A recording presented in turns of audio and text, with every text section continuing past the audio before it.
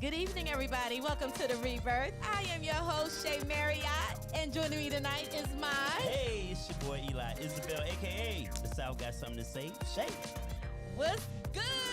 Happy Monday. Happy Monday. What's going on, Shay Marriott? Listen, I had to cancel last Monday, y'all. I was so exhausted and drained. I have never canceled a Rebirth show. So I'm happy to be back, and it's a Monday. And is this a lot? No, we got one more day before the last day, right? One more day for the last day, and then it'll be September. And you know what September is? Your birthday month? Yes, Virgo season. Oh, yes, boy. Yes, Oh, boy. Yes. Oh, boy. What does that mean for the rest of the world? What do you mean what it means for the rest of the world? Should we be It's a prepared holiday. to receive the Virgos? Absolutely. How does that work out? Yes, you should be prepared to receive What the do we Virgos. need to know? We are good people. What Virgos do are we good need to people. know? Well, what we need to know right now is make sure you follow us on all social media. Philly Jams 95.3 and also at Rebirth _radio. Make sure you follow us on Instagram. Welcome to the Rebirth, everybody. Yes. We have a great show prepared for you tonight. Before we get into our right here, right now, we usually don't introduce our guests until after that, but we're going to introduce her in the beginning because number one, she's so fabulous. Number two, All right. she's beautiful. She's my All right, friend, all right. my sister girl. All right. And she has an amazing conference coming up. And plus, we want her input on the right here, right now that we have for today. And we got her good side right there, right? And we got her good side. So everybody, please welcome Pastor Delisa Lewis to the Rebirth again. She is a friend to the show. Hey, welcome to the show. I feel so welcome. Yes. I'm excited to be here today. I really am. Welcome back. Yes. Thank you. And I Yes. promise you, Eli gonna be good. He I'm gonna cool. be good. See, you're a repeat offender now, so I don't bother you the second time around. Oh, okay. Yeah. How are you? I'm outstanding. Good. I'm so excited about what God is doing, what we're doing, what you guys are doing. Oh, thank you. Amen. Thank you. Up. I Yes, see thank it. I you. see it. Thank you. you. Yes. It's been a busy year. It's been a busy summer. Yo, where did the summer go? It flew. Where did it Outta go? Out of here. I felt like it was just June 28th. Yeah, it's Now it's crazy. August 28th. What It's is going on? crazy. It just totally went by. So we're excited to have you, and we got so much to talk about. Yes, we do. We do. We have a lot to talk about. So first of all, I gotta give a shout out to all the kids that started school today. I know not everybody didn't go back, but some kids did go back. So happy first day of school to Yes, those that have a did blessed go back. year. Yeah. Let's get them grades. Yes. And this is my this is Xavier's last year. He graduates this 12th year. grade? Yes. That just don't seem right. Yes. I'm sorry. Yes, he graduates. Yeah. And I took Wow. my youngest, he just turned 16 Mm-hmm. on the 21st. And next day we went and got his license. So I'm just like, this is crazy. Like, I don't have any more babies. 2 cars. Yeah. Well, 2 college tuitions. Yes. Yeah. 2 so- car insurances. Oh, God. Okay. Enough. I'm not trying to depress you. I'm sorry. Congratulations to the boys. Yeah.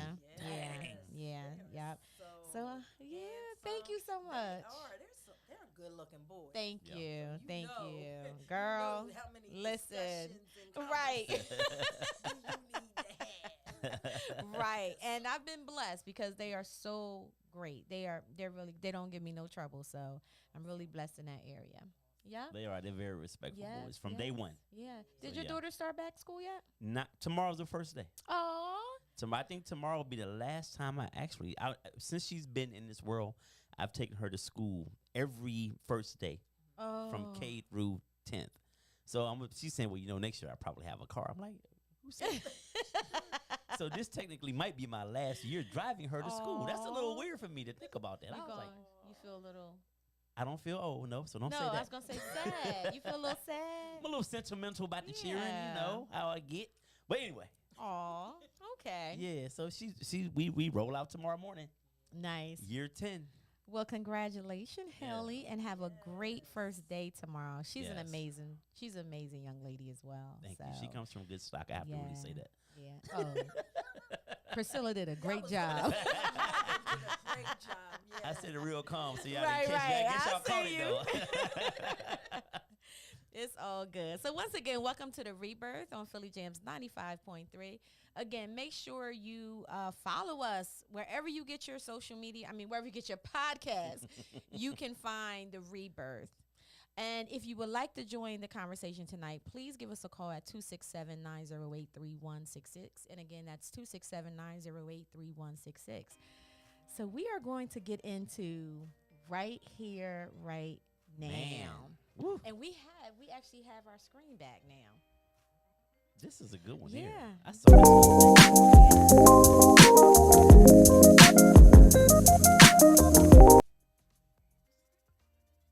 So you want to give the Look at you over there. description there of what's going on? Oh, wow. Okay, so, woo, child. So parents call out New Jersey teacher with a voluptuous body. So this young lady is apparently getting a lot of pushback due to the way she dresses. She is Curvy. She's very curvy. Let me look over here. So she's very curvy. So there are some issues with some the people in the school district that have some issues with her and the way she's dressing in the school. So I guess let's jump into this. And she has a large Instagram following. And that's how she it came to light. Someone saw her on social media, and isn't that Miss Goodbody? And so she's now in the news. So I don't know if people can they see it on the screens online? Yeah. Okay. Yep, they can So see it. let's talk about this young lady right here. Is this appropriate or not? So I because she is curvy, it doesn't matter what she wears. Because right there, she's dressed in regular clothes, but because she's so curvy, it doesn't matter what she puts on. You're still going to see her body, her figure, right? So now I think the kids, she's an elementary. Yeah. So the kids are very young. So some people were saying, actually, they have a video of her talking. And she was just like, what are you guys thinking about? She was like, these kids are young. They're not thinking like that. They're not looking at me thinking those type of things. They're really, really young kids. I think it's third grade that she teaches, right? So this is what she was saying. And she also said that surprisingly, a lot of the mothers...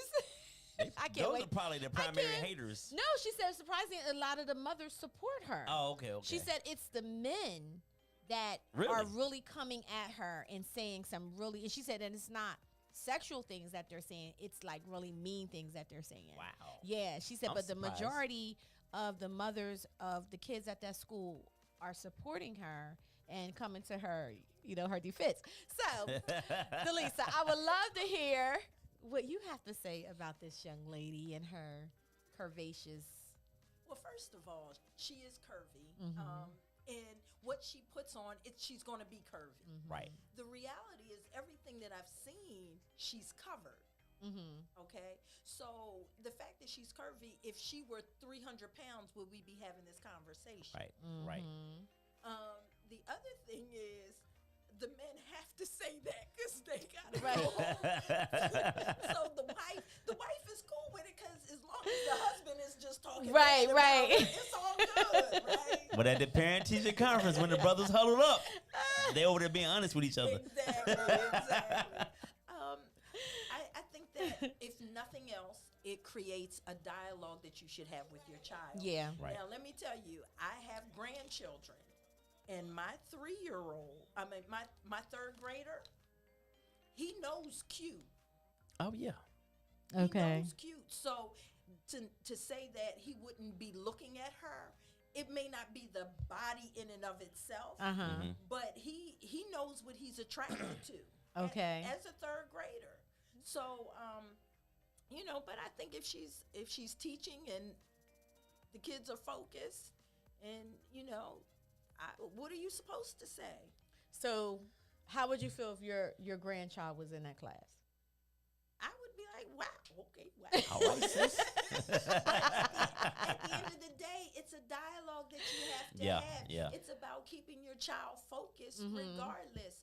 But if she's teaching and they're learning, and let me say, it may help some children learn. They come to school. I bet you that. Right. I bet you that.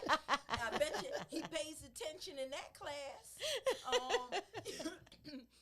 So Yeah. It just creates doubt. I think to be mean, I think is unwarranted.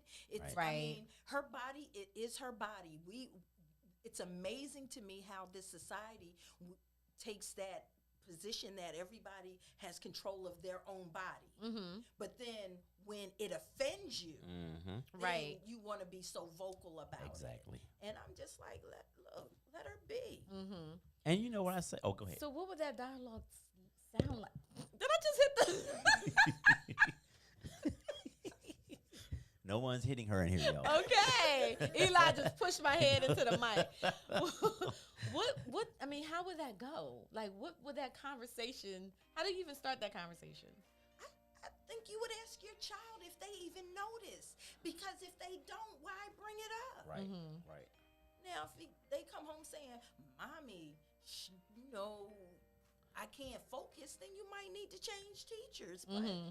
But like you said, if she was 400 pounds, yep, and it could be, so maybe somebody would complain about that. that's Mhm. right. Oh, well, she can't get around well enough. She can't interact with the kids. The kids look bored because she's not as active. So it doesn't really matter. My old director once said that at my current job, she said, you know what? If we give all of these people $1 million, it'll be somebody in here complaining about why we didn't get $1 million. Absolutely. So it doesn't matter how a person looks, how big or how small or how curvy. Somebody's gonna have something to say anyway. And I will say this: what about all of this positive body self-image that women are like, that we push, that women should feel good about, whether you're curvy, whether you're thick, whether you're slim? Like, you should feel good about how you look. You know what I mean? That's Right. That doesn't happen. Now, if she was in the 7th grade or 10th graders teaching, that would be a whole problem. I'm gonna say, because these boys today they off the hook. But elementary school, I don't think she should get a hard time. If she's a good teacher, she's a good teacher. I just know that Miss Jeter, my 3rd grade teacher, did not look like that. And she's still alive. I think she's like 80 now. And I hope she's not listening. She was cute. I recognize her cuteness, but she was already like 50 when I was in the 3rd grade. I didn't have no 25-year-old teachers when I was in school. They was all seasoned already. So I'm just saying, like, woo, child.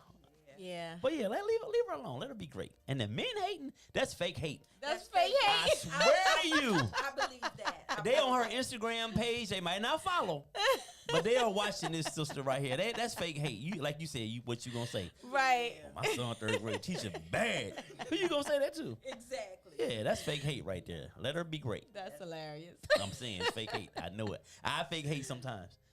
Like, she's a mess. But in my head, I be like, golly. All men do it. It's just what it is. Yo man do it? Yo man do Your it? man don't do it. She's a mess. He don't do it. Golly. He's like, babe, You why know she what? doing that to me? Why she doing that to me? I'm like, she doing that to you, huh? Okay. That's what I'm saying. We start, like, she knows she need to take that off. Be like, I look So walking around here looking at a silly. hot mess in that little outfit. So your mama ought to be ashamed. But it aside.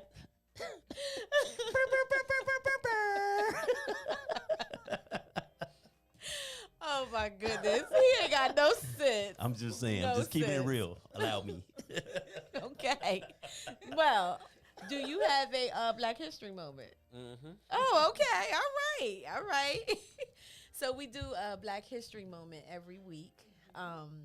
First, we were doing it just for the month of February, but we was like, no, let's keep this going. So, yeah. All right. So tonight, y'all, our Black History moment, we're going to talk about Miss Phyllis Wheatley. I don't know if you guys are aware of who she is, but for those of you No. who are not, let me go into my radio voice. For those of you who are not,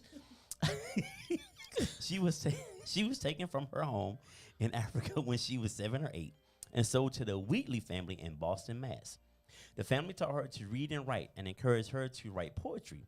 And as soon as they witnessed her talent for it, in 1773, Phyllis published her first poem, making her the first African-American to be published, and she was only 12 at the time. Oh, Shout out to wow. Miss Phyllis Wheatley.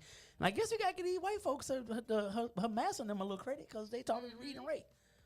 So shout out to the Wheatley family, I think. But however... They're not all bad. They're not all I mean, you own a whole human being, you're not great. Just gonna say that for the record. However, they in the in the time that it was, as my mama said, they did right by her. So He did, right. she was the first African American to be published in 1773. So shout out and rest in peace. I think I can safely say rest in peace to Miss Phyllis Wheatley. Okay. All right. All right, look at you. Little known Black history fact.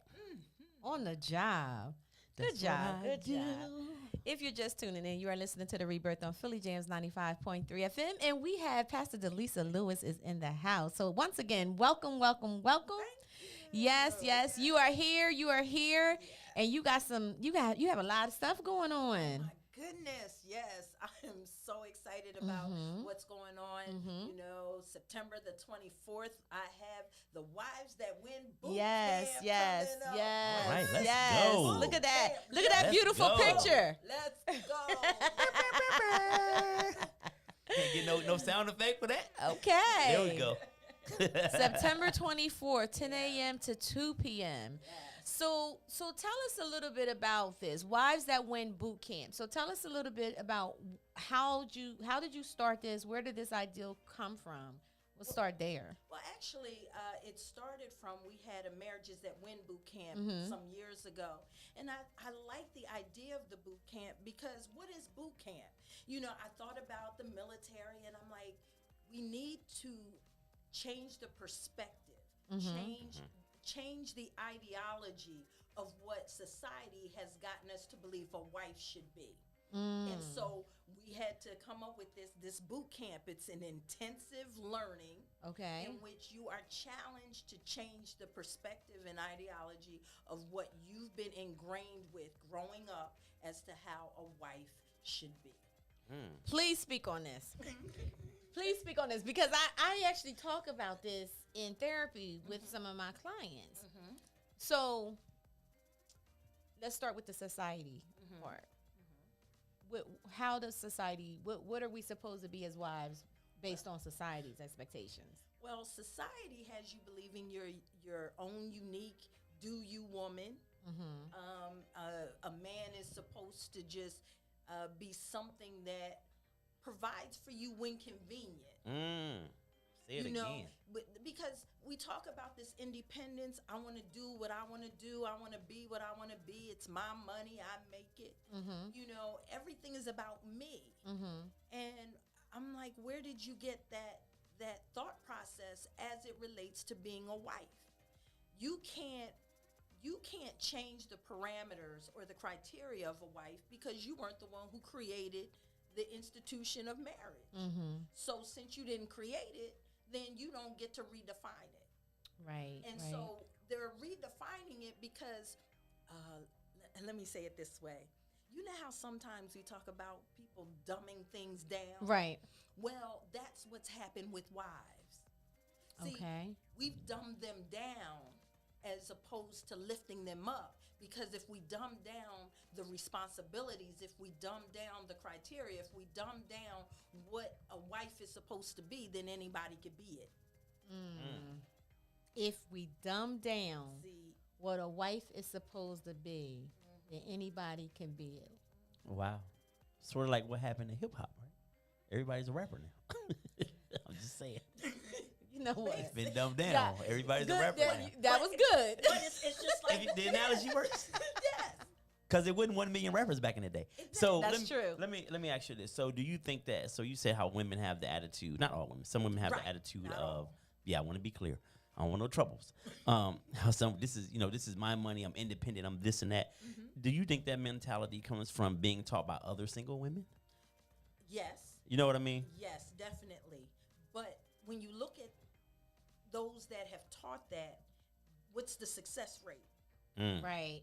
Yeah. Because women who have been, and when I say married, happily married, I'm talking about really happily. I'm not talking about being married just because you have nowhere else to go. Or you have no money of your own. I'm talking about women who have been happily married for years understand that there's a level of independence you give up when you enter into covenant. You can't, Delisa is not just Delisa. What I do, it reflects on my husband. Right. We're one. If he doesn't have, I heard somebody say today, it was funny. She said her husband, he bought himself a car, and she couldn't understand when she saw his car payment. She just about floored herself. And I said, his car payment. That ain't your money too. It comes out of what? Even if you have separate accounts, it impacts you. Right. Yeah. So I'm like, his car payment. Oh, so he got a car payment he didn't talk to you about?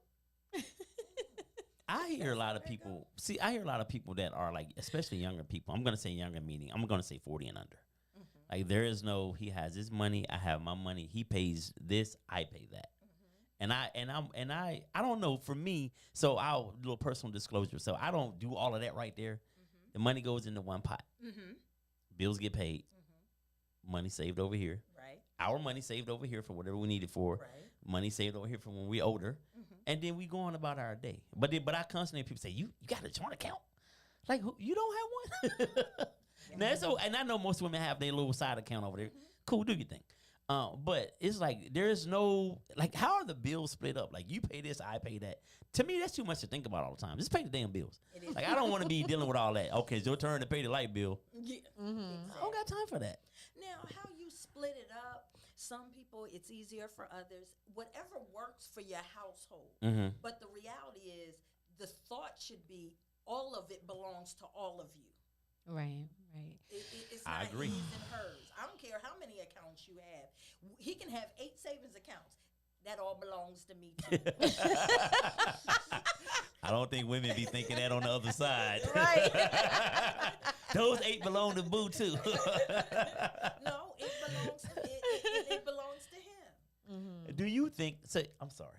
Do you think that? You're fine. Here's my perception, and help me out here. And just from talking to my friends and different people, right? When we talk about being married, it seems like in marriages, the man's happiness is on the back burner. It's always about y'all. You even got the little rhyme: "Happy wife, happy life." You know what I'm saying? Like it's like whatever the man's happiness within this union is always on the back burner. It's always about making sure the women are straight. What do you think? Can you lend some feedback or some conversation to that? It's ludicrous. It's ludicrous. I agree too. It is. Talk to these women. I don't understand. Happy. The only person who needs to be happy is the wife. And let me say this: there's no promise in the Bible that talks about you being happy. Either one of you. So that's not what this is about. But when you sow into someone, you reap. That's just a given. That's a principle that doesn't change. So in order for me to reap, I sow. I make sure his needs are met. Right. I'm his biggest cheerleader. Nobody's going to cheer him more than me. His needs are my needs. Whatever he wants, I make it happen. All right. And so because of that, my car went down. The car that I drive, let me say it that way. The car that I drive went down. I said, oh, I want this. He went out and got it. Right. And I don't think that's just common sense to me. That's about being together with somebody, right? It's about what are you building? But when you build, it's mine, it's yours, it's all this separation. You're going to have separation. Right. So, his needs are my needs. If his need is not met, then my need is not met. That's a very selfless attitude. That's deep. That is deep. That's deep. I can't be happy and I know that I haven't met his need. Right. How that work? Please say that stuff when you in your conference. Save this. Write that down, Shay, so she won't forget. About the book her for November 5th. All the women around the world need to hear this right here. Yeah. I mean, and see, what I have to say isn't popular. But Right. I'm not here to be popular. Especially now. I'm on assignment. And the thing is, we have seen how society has gone downhill because the family has gone downhill because everybody wants to do it their way. Right. And if you do it the way it was created to do, everybody wins. That's the thing. You're not sacrificing to never get on the back end. Everybody wins when you do it the way it's supposed to be done. Selflessly. So my initial question was, how does society say that wives are supposed to be, and you answer that. So when they're coming to this boot camp, what are you guys going to be? Well, what are you going to be? How will you reframe what their perspective is a wife's supposed to be to what it should be or what it should look like? Well, we have to.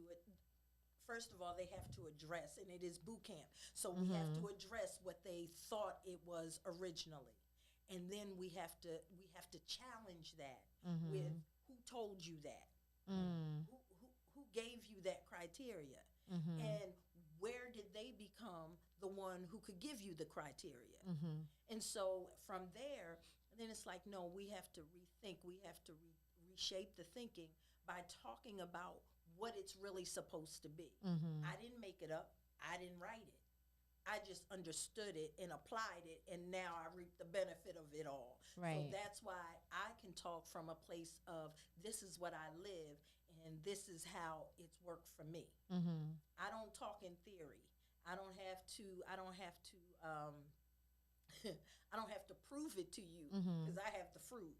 Right. You know? Right. And so it's just interesting how we have to talk. We have to really get to what created those thoughts and ideas in the first place. A lot of things they saw growing up, it was never even talked about. It was just what they saw. Right. You know, you see a dad come and go. You see a dad not working. You see a wife not submitting. Then you think that it's fine for you not to submit. You see the fighting, the bickering. There doesn't have to be bickering and fighting in a household. Right. There doesn't have to be. We don't cuss each other out. Where did that come from? Yeah. You talk about you love somebody. You don't. It's amazing. Your boy can do something. You don't never cuss him out. But you're gonna cuss your wife out, or you're gonna cuss your husband out. Where we get that from? Yeah. And then think, oh, what? I didn't mean it. Psych. Right. My bad. My bad. Call you all kinds of names. Right. And then be like, well, babe, you know I love you. What? No. Yeah. You get what you say. If you call her a B, then a B is what she'll be. If you call him lazy is what he'll be. be. Yeah. If you call him disrespectful and unfaithful, that's what he'll be. Yeah. And so we have to understand that we do have authority. You have the authority to make your marriage whatever you want it to be. And you have so much authority that he may not even want it at the time. And he will still end up submitting. But you got to know that you walk in that authority. Right. You know, it's a building up of who you really are and not what people have told you. And so really embracing the woman that you are. I don't think most women do that. Absolutely. Well, no, absolutely not. Because a lot of women, number one, again, the identity of who you are, you know, is definitely. Right now, social media kind of dictates so much. Yes. You know, and I really feel bad for the young girls that are coming up because I didn't grow up in a world of social media. Right. But the younger girls, you know, they are, and I mean, that's all they see, and that's what they think they're supposed to be, right? You know, or supposed to do, or supposed to look like, you know, which is really, really sad. When I was growing up, it was the interracism with light skin, dark skin. So that's what light skin, dark skin, good hair, bad hair, whatever that, right? Yes. But now it's just like, you know, young girls are getting like breast jobs, getting their butts done at a very, very early age. Yeah. Because of what they're seeing on social media, right? So when someone says, well, you have to know who you are, a lot of people do not know who they are. Nope. And let's not add the trauma that comes along with whatever you went through. Right. You know, whatever was said to you and whatever you experienced, now you got to add that on. Yes. Right. You know, and then I always say that Black women, period, is the most disrespected, unappreciated in the world to me.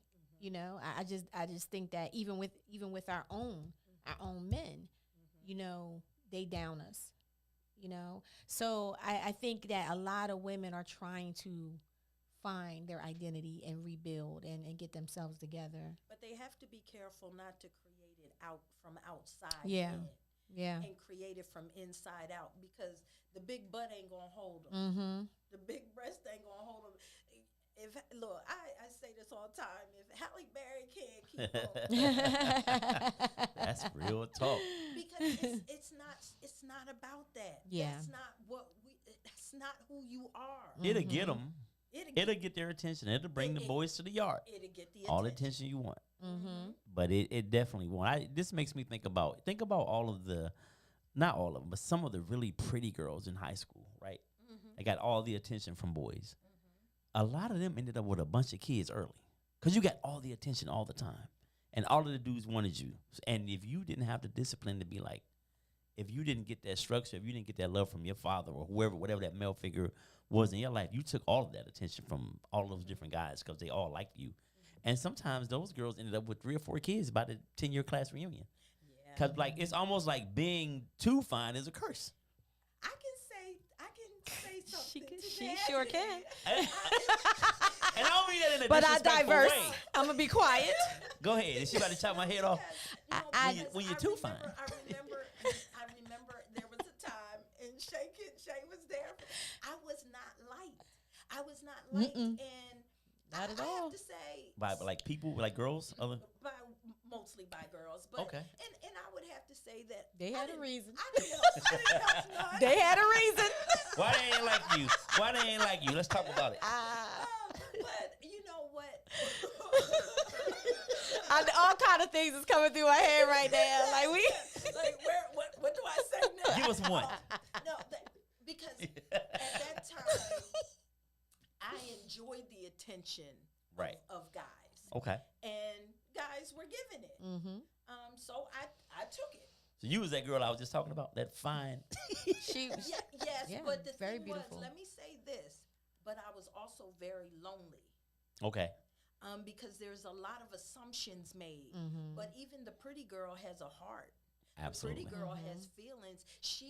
What ends up happening is she gets this attention, and she uses that attention to make her feel better about herself, but it's momentary. Yes. It doesn't last. And so that's why she'll end up going from this one to this one to this one. And people are like, she's a hoe. Well, no, she's looking for something. Right. Mm-hmm. And so, it can be misunderstood. And I was Misunderstood. Yeah. Absolutely.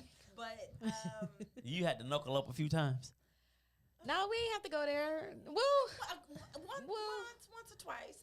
I don't think I was around. Can Shay then. fight? Oh, I could fight. Shay don't strike choose me. not to. Say you got hands. Cause I black out. Yeah. You too.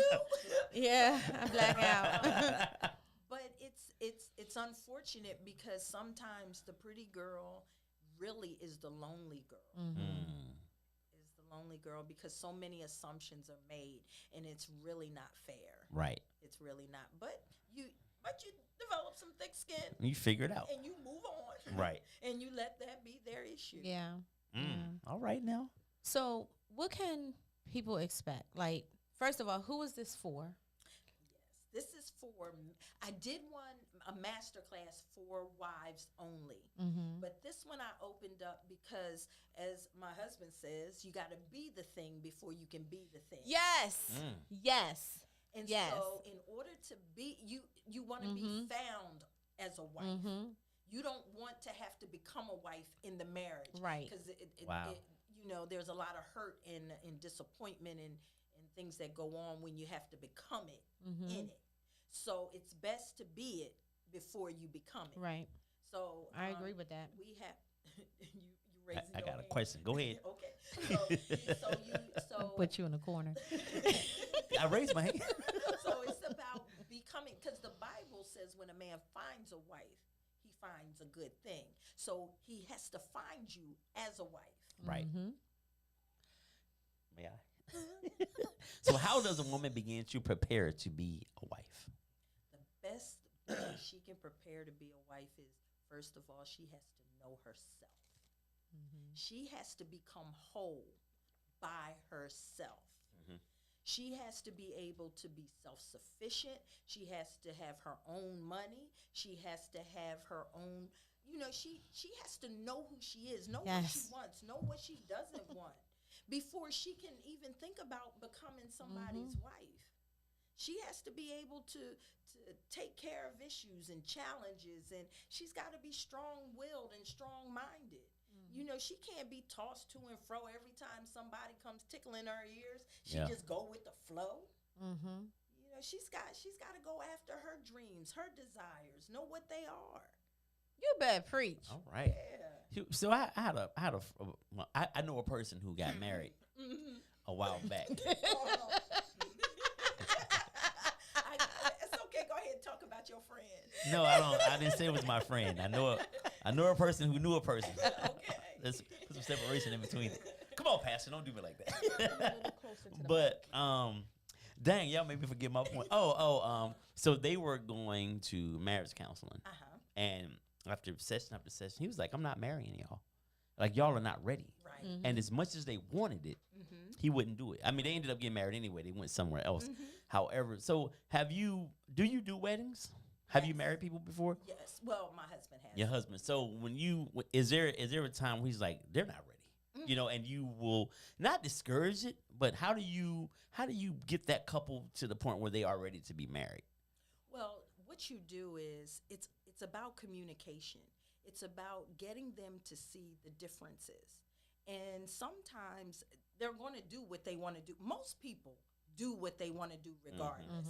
So our job is to really just put as much on the table as possible, right? The good and the bad, and then let them make the decision. Because at the end of the day, you can tell them they're not ready. They're going to anyway. But what you can do is just continue to counsel and coach them. Because we do that with a lot of our couples. They tell us after the wedding they don't want to stop coaching. So they continue to coach. And so we're able to continue to guide. But we don't ever put our desires on them. We just let them work it out. Whatever it is, we tell them, talk about it. Come to a conclusion, the two of you. Work it out. And so I think it's a good thing for most marriages to go through some level of coaching, even if you've been married for a period of time. Right. Agreed. Okay. Because it can get old. And over time, there are disappointments and there are hurts that happen that aren't discussed. And so it's good when you have that mediator that can just come in and then, just start conversations. And it's a safe place. Right. So when we're talking about marriage, and of course there's people get married for all kind of reasons, and sometimes they're not the right reasons, right? But even in my field, when I do couples counseling, it's a thing of, well, why are you deciding to make this decision? Why are you deciding to get married? Well, I love her or I love him. And it's just like, okay, you need more than laughed that. at that notion. You Gotta need talk about that. You need more than that, right? You need more than that. So, for our listeners, like, how would a person know? How do a couple know that they're ready to take that next move? Because they have to have more than just love, right? And are people usually in love when they get married? Because I tend to think that you grow into levels of love. You grow into it, right? But then you have people, it's just like, I'm just so in love, and boom, they're getting married. But then, after the honeymoon, that's the reality, right? So can you speak on that a little bit? First of all, being that that I'm in love as versus the love thing, right? Well, that in love, you can get out of love just as quickly as you got in love. But like you said, you grow. Love is something that takes time, because love comes with tribulation, trials, challenges. It's easy to like somebody a whole lot when there's no challenge, Right. when everything is going good. when it's fresh, when it's new.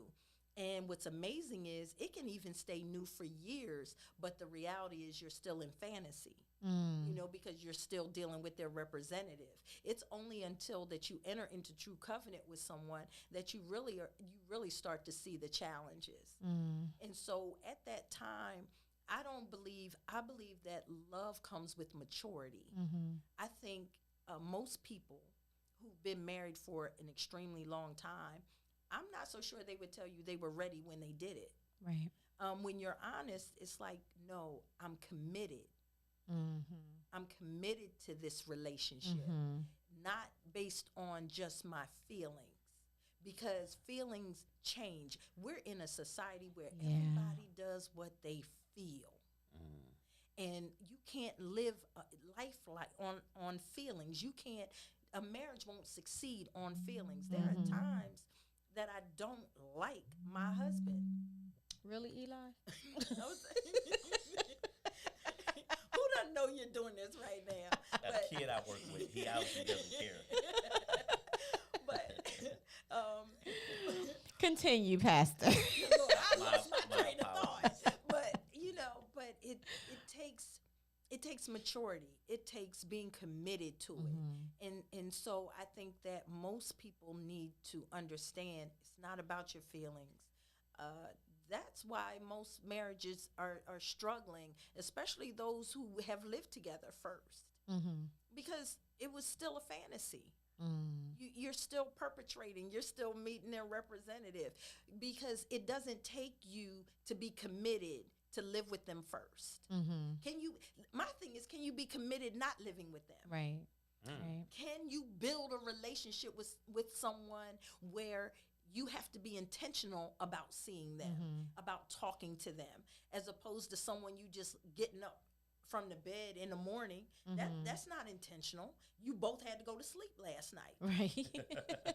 Both tired. Yeah, you were both tired. But what happens when, I think about those who had to make a relationship work when you weren't in the same place for a period of time. Can you do it then? Or are you only as committed as your attention span? So I just encourage people to take a step back. Whatever you're doing, take a step back. Can you deal with the relationship with that not happening? That's good. That's good. Yeah, because I think about, do you need that other person to continue to feed you for you to be committed? Right. Right. What if they, because in marriage, what if they can't feed you? You still have to be committed. Yeah. Right. What if he can't work? You still have to be committed. What if the sex, what if I was going to say, what if the penis falls off? You still got to be committed. Be like, hold on. Put your finger up and walk out. Wow. That's your level of commitment is going up to that? No. That's all truth. All truth. Yeah.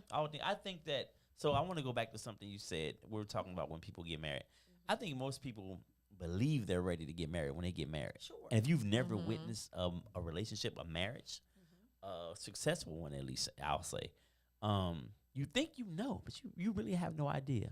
And I used to always ask people, and this is the worst answer in the world to me, so what's it like being married? And the standard answer is, marriage is what you make it. Well, what the hell does that mean? I need something a little bit more concrete than that. But it is. It is what you make it, because it will not be anything that you don't invest in. It won't be what you don't make it. Well, okay, so hearing it from that perspective right there, but when you're 25 and 30 and somebody says that to you, you're like, I would tell I them, need more. I would tell them, Marriage is what you make it. it's a commitment. It is about the commitment. It is about you. Most people get married, men and women, and I'll even go so far as say especially women. They get married for what they think the marriage is going to do for them. Even if it's making them whole. I agree. They are. And I'm like, no. Seriously. You got to flip that. That's part of the boot camp. Understanding that when you get married, what you're saying is, I give up myself. Now, do you want to run down that aisle now? Because you got to give up yourself. And so it's about when you get married, the thought should be, I'm really ready to commit to doing whatever I need to make him happy, or not him happy, but to meet his needs. I'm willing to do that. I'm willing, whatever that is. And if you both have that attitude, then you're gonna always be okay. You'll win. All of you will win. You know what? I can't. Well, I wish I could be there low key.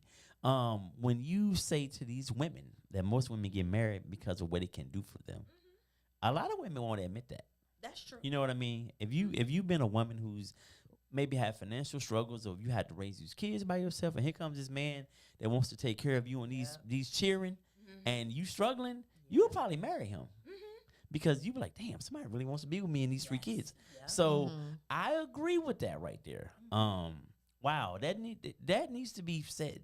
Yeah. Because we need to come into it, I think, like you said, whole with your own everything. Yes. And then we bring all this greatness together. Exactly. I think we always come in like this. Somebody's up here, somebody's down there. We're never coming in at the same time on the same level. And whoever. You're never going to be totally on the same level.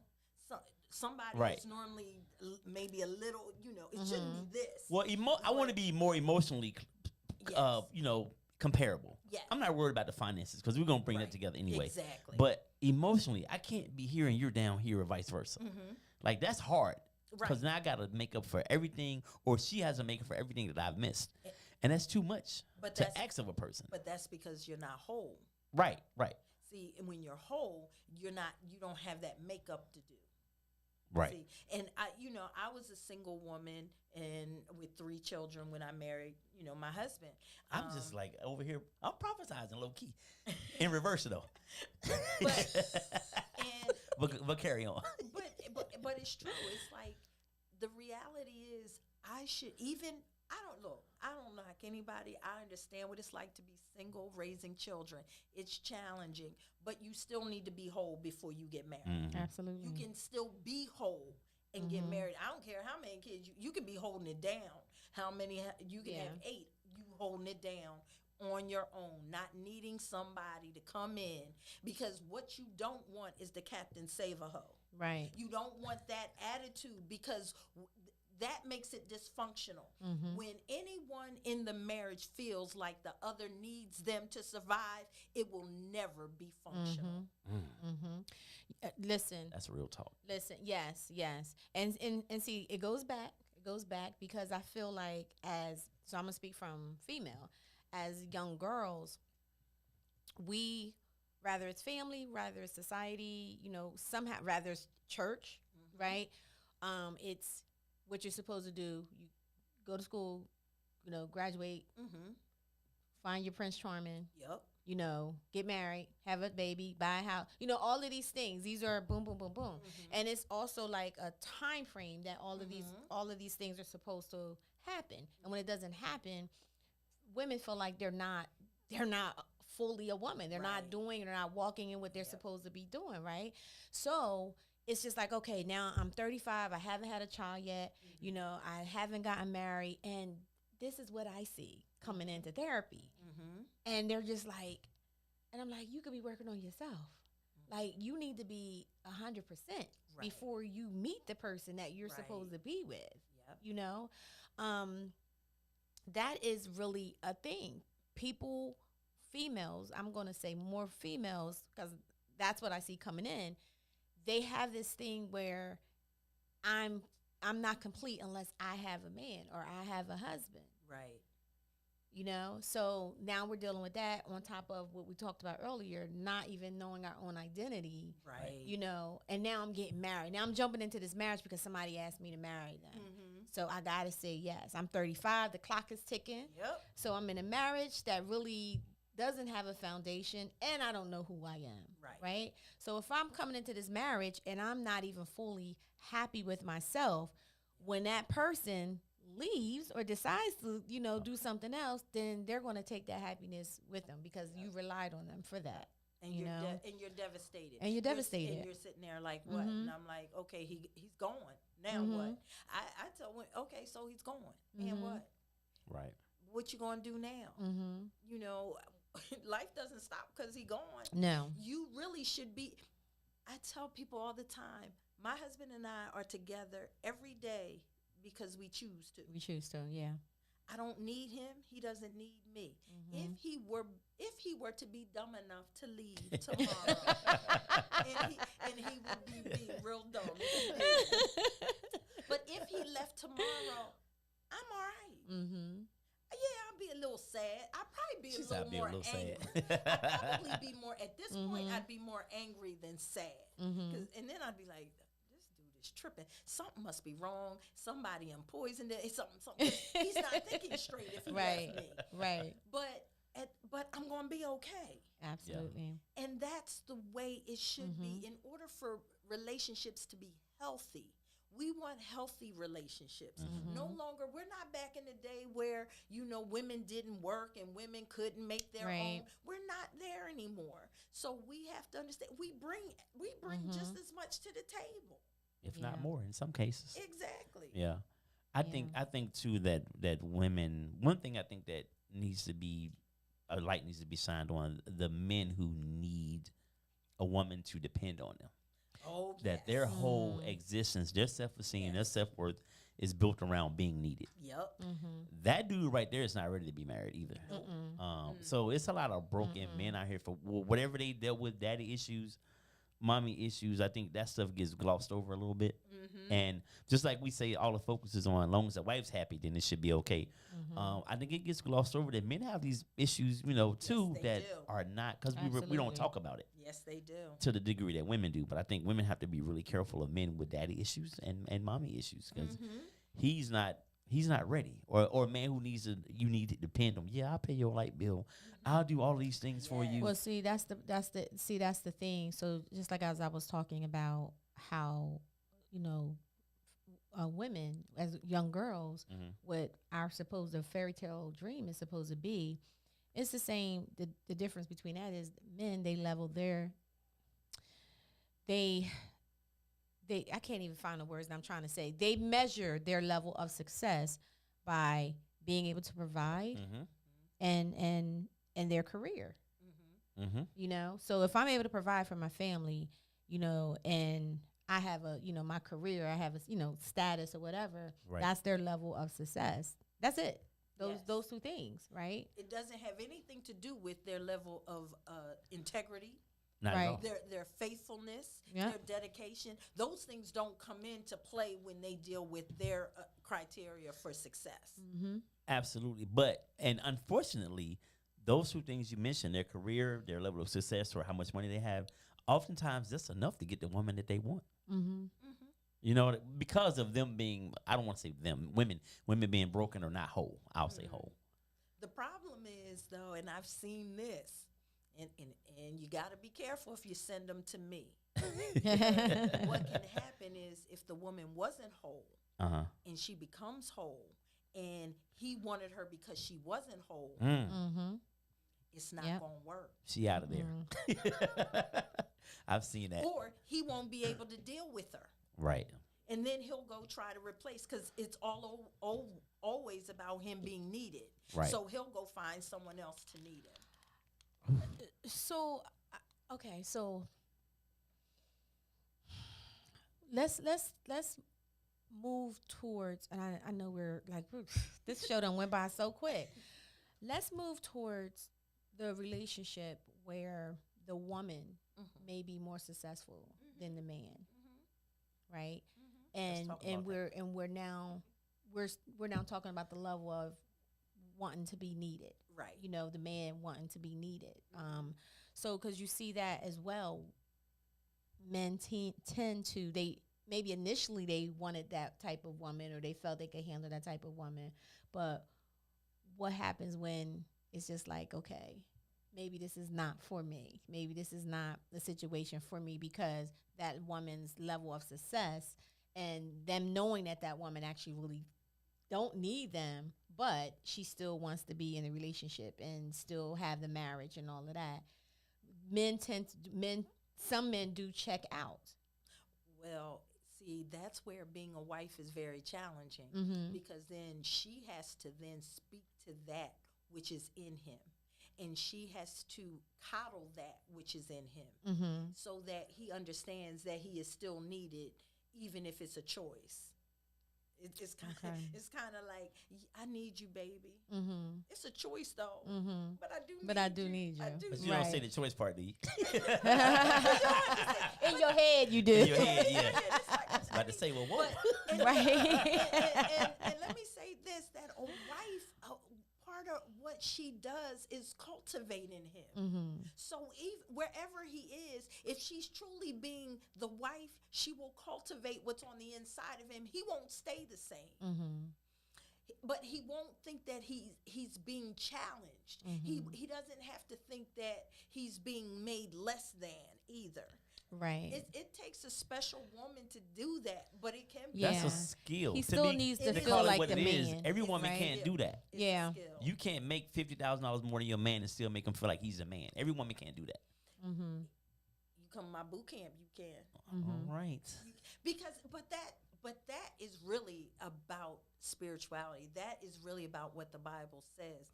That's really about, because really in the kingdom, money doesn't matter. Right. If you two, because the reality is, if you two both have nothing, you two should be creating an environment for each other to be cultivated to come to another level. Bishop was just talking about that on Sunday, about that cultivating. You need to be intentional about the environments that you set yourself in so that it will cultivate what God has already placed in on the inside of you. My job is to create an atmosphere in my home where whoever is there will go to another level because they are there. Wow. I got to come over to your house. Stay for a week. Where you live at? What's the name of your development? I just park outside on your street or something. Very good. That's good stuff. Yeah. We got to have you on. Why? How come she only come on twice a year? Well, I'm gonna I'm just saying. ask if she can come to our Rebirth Live. Okay, the second one. I think if that she would has be- that date available, that'd be great. If you don't, we'll change the date. That's November 5th. When is Yeah, it? November 5th. November 5th? Okay. Yeah. I would love to have you on the panel. I because this is needed, and this is what we talk about love, lust, and relationships is the name of it. And I like to have the different perspectives, male and female perspective, and give people different, a different way of thinking and looking at things. Yeah. I do think that it's very challenging today. You have a lot of women that's just like, no, I'm to submit. What? Nope. You have people that's taking it out their vows. Like, I'm not saying that, and then it's just like, well, what and then here we go, because it's like you also have a lot of men that leave the homes and mothers are raising children by themselves. Yes. So, and usually this is the woman that turns out to feel like she was abandoned emotionally. Now I gotta, I have to provide and do all of this stuff on my own. And now if I'm out there trying to date, you're intimidated because you look at me and say, well, you're too strong. You know what I'm saying? So it's like, and I hear this, these are the stories. Well, I don't know what to be. I don't know how to be, because, the father of my children left the home. So I had to be strong. I had to be, in control. I had to do these things. But now if I'm trying to meet somebody else, then you're holding that against me. You understand what I'm saying? And you have a lot of women that are struggling with that, and it's not only are you trying to learn how to trust again and again, find your own identity and all of that, but at the same time, you are being looked at as, well, for Black women, we always have that angry Black woman, or, oh, you too self-sufficient. Can't nobody help you, So I think that, what would you say to those women, that's dealing with that? The problem is that I say this a lot. We want spiritual results without living a spiritual life. The reality is that if you conduct yourself by the criteria that the word says, then no matter how strong you are, you will submit when it's time. Mm. And so if a man handles himself according to the same criteria, Mm-hmm. he will understand that you will submit when it's time. If he sees you strong and you're still not his wife, that's the way he's supposed to see you. Mm-hmm. Because why should you you don't submit to somebody who's not your husband? Right. What part of the game Right. is that? Right. Right. You want me to submit? Yeah. Then I need to be your wife. Absolutely. The problem is he wants all the benefits Mm-hmm. without the responsibility. Mm-hmm. So it's like, no. And if we're both living this life, then you'll see that. You'll Yeah. see it lived out. Because a person who submits doesn't just submit to her husband. She submits to principles. Mm-hmm. She will submit to right. So it's about, are you coming in right? Right. You want her to be strong. You want her to be able to hold it down. God, what happens if something happens to you? She's supposed to fall apart because something happened to you? Right. Right. No. You can't turn it on and off when it's convenient for you. Right. Yeah. Oh, I want you to think. I want you to be smart. I just don't want you to be smarter than me. Right. Yeah, that's whack. Yeah. That's whack. It's whack. But Yeah. it will reveal it. Just give it time. Yeah. Wow. This is good, and it's can't believe When's that the couples joint? hour went by so The quick. couples Yeah, because you joint- need to register for that too. Yes, no, the I'm only couples- joking. The couples joint is when is it? Marriages That Win. It is October. October. Let me pull Well, this we can up. focus on one thing Yeah, at a time. You can come back and talk about that. Yes, we We're going to get this definitely ticket right will. here cracking Yes. today, though. Yes, the boot camp. You definitely want to register. It is going to be phenomenal. It's going to be raw, relevant, real. We're going to discuss some things. We're going to put things out on the table. And I'm telling you, it's phenomenal. And so they can get the ticket at eventbrite.com or go to Our Transformation. website. No, Transform My Faith. by faith.live. Okay, Can I hold on to Transform this? by Faith. Yes. Dot live. Yes. I gotta have you on here more often because I've never seen Eli act like this. I mean, he be engaged, but he like really engaged. Listen, if you got something to say, I can take something away from him. I'm going to listen. If you're over there talking that foolishness, I might be over here. Yeah. Yeah. So I do have one last question, and we'll wrap up. Why? Why are you doing this? Why are you doing the Marriages That Win? Why are you doing the whys? Like, why are you investing your time in doing this now? I think when I look back, when I first got married, I wasn't whole. Mm-hmm. And being married to a narcissist, it almost destroyed me. Mm-hmm. And so it started that journey of healing while being married to a narcissist, which that can be very challenging. That sounds tough. And I just, when I got the victory, when I got to that place, it took me back to the scripture that says that Satan desired to sift you as wheat. He desired to kill me. And when I look at it, had I not gone on this journey of getting to know who I was and healing, I would have killed myself. Mm-hmm. And so I don't want any woman to have that experience. I know that my marriage is phenomenal. Mm-hmm. And the narcissist is no longer a narcissist. Mm. And that in and of itself is a miracle. Mm-hmm. But, to get to this place, I have to share it. There are so many women who feel like what they've gone through, it can never be good. What mistakes they made, you made the mistake of marrying him, it can be great. Mm. And so I'm here to encourage them. Mm-hmm. I'm here to say it can be what you want it to be. You just got to invest. You've got to be all in. Yeah. And I know one of the things you used to always say,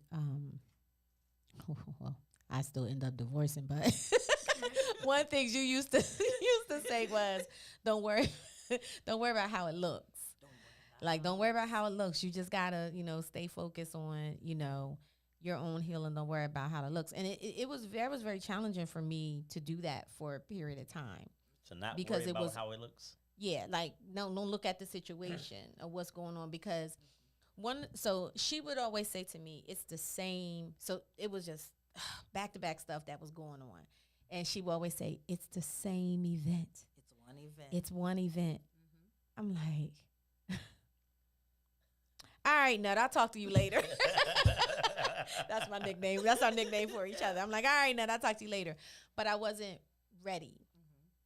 So once I became ready and I start listening and I replayed it and I listened, I started focusing in on me. And the more I focused in on me, I realized that this was not where I'm supposed to be at.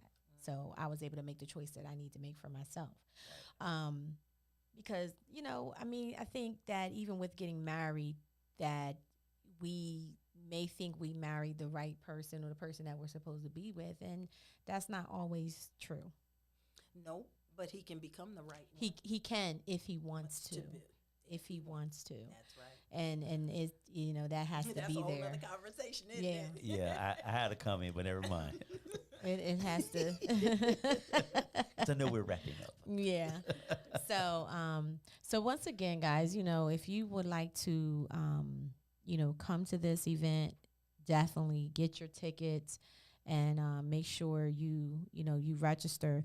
If you want to send your wife or your girlfriend, send them. Definitely. You definitely. Is there a cutoff in regards to registration? September 20th is my cutoff. Okay, September 20th. All right. So September 24th, Wives That Win presents the boot camp. And this is for single and married ladies. So make sure you guys be there. I think I'm going to come. Awesome. Yeah, I think I'm going to try to make that to come out and support. And so let me give a quick shout out to everybody that's listening. Naisha Jenkins. She been on Naisha it. said October 22nd is Marriage That Wins. That's the couple's joint. Yes. Yeah. Yes. All right. Yes. So shout out to Jerry Flowers. Thank you guys for tuning in. I really appreciate it. Shout out to my mom.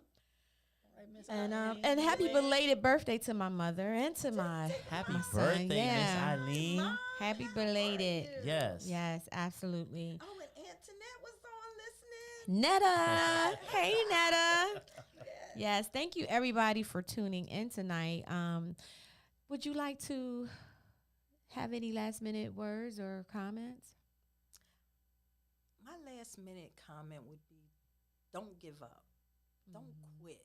Quitting is easy. If you quit this time, you'll quit on some other thing. Sometimes you have to decide you're going to stick in it and make it what it needs to be. It's easy to walk away. That's what society has us doing, walking away from everything. But anything good is worth fighting for. Yeah. And so sometimes you just need to put yourself in an environment like the boot camp that will encourage you to keep fighting. That's good. That is good. That's good. I feel like I got a lot tonight. Yeah. In a moment where I felt like I might have needed it. Yeah. So thank you. Walking away is very easy. It is. It's very easy. But then, sometimes there's some stuff there's some situations you got to walk away from. So, because your destiny is not tied to that. So, and you have to pray and ask God for discernment for that. Yes, definitely. Oh boy, you slid that in real quick at the end. Shout out to Shonda. Hey, boo. I hope you're feeling better. Thank you for tuning in tonight.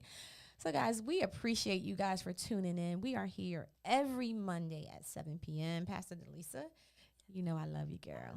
I love you, girl. love you so, guys, yeah. Thank you. But I do love Shay a whole lot more. As you should. However, another show or two, you're going to be like, you know what, Eli, you my guy. You my guy. Oh, Nut over here, she cool, but you my guy. It's all right. I'm working my way in. It's all good. All right. It's all good. So we are excited because we have another Rebirth Live. Volume 2. I got to do the sound That effects is, that is going to be coming November 5th at Revive Venue on Philadelphia Pike. Guys, we sold out the first Rebirth Live. We had a great time. And, if you didn't come to the first one, make sure you get your tickets. It's on Eventbrite. You want to go to Rebirth Live, the number 2.eventbrite.com. And Eli and myself, we're going to be holding it down. And that's November 5th from 6 to 10 p.m. It's Love, Lust, and Relationships, Volume 2, a male and female perspective. They make fun of the way I say volume. But that's okay. It's all good. It's that violent. That's the west side of violent. It's all good. So, again, thank you guys so much for tuning in tonight. We appreciate you. We do not take you for granted. Thank you so much for your support. We love you. Pastor Delisa, thank you so much. Thank you so much. Make sure you guys get your tickets. I'm telling you, she is the truth, and you will walk away with something and probably changed after spending some time with her. I feel restored for this last Praise hour. God. Amen. Because, you know what? I'm just playing, Lord. You know my heart. Again, thank you for tuning in. You guys have a blessed night.